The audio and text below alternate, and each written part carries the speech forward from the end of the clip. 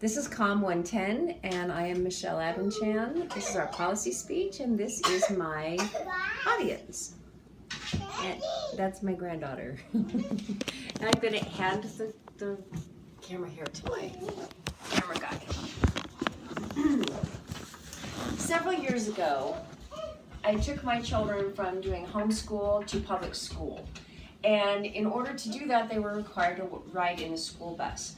Now, we had never been on a school bus, so the first day I went to the school bus stop with them, and when I got there, I asked the bus driver to instruct them on what they should do.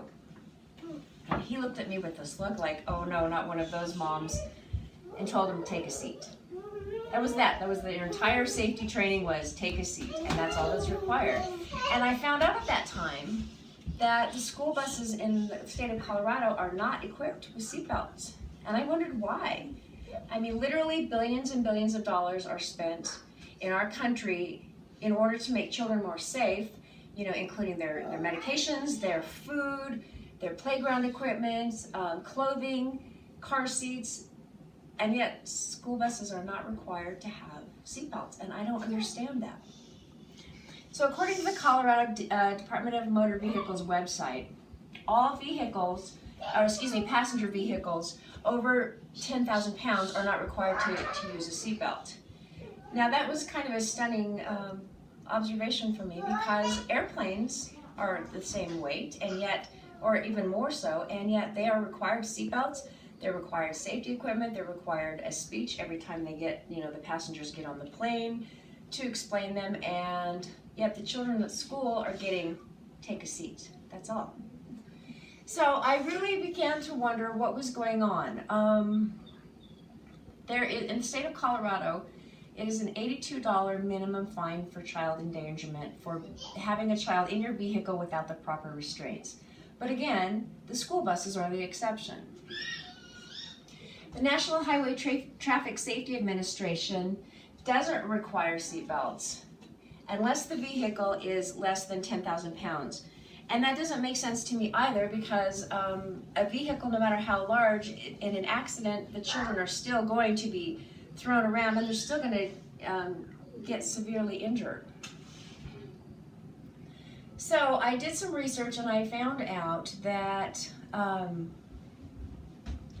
that there's a substantial cost to retrofitting the seatbelts in the schools, and they're talking about $7,000 to $11,000. So that is one reason why they don't want to put seatbelts in the school buses.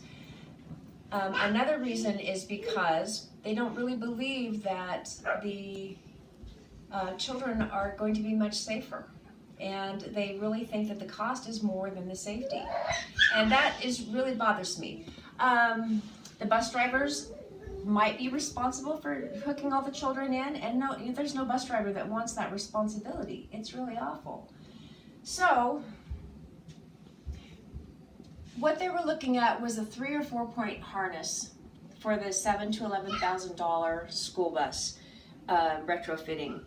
And I think that actually, if they would do a lap belt similar to the ones in the airplanes with the pull buckle, I think that the children could handle that themselves, especially with a little bit of training that we would hopefully get from the parents. So the U.S. Department of Transportation Traffic Safety Facts, which was published in 2014, states that an average of 135 families annually are affected by a school bus transportation type of accident. And 8% of those are fatalities that are involved in the actual school bus. Roughly, that means 17 children each year lose their lives.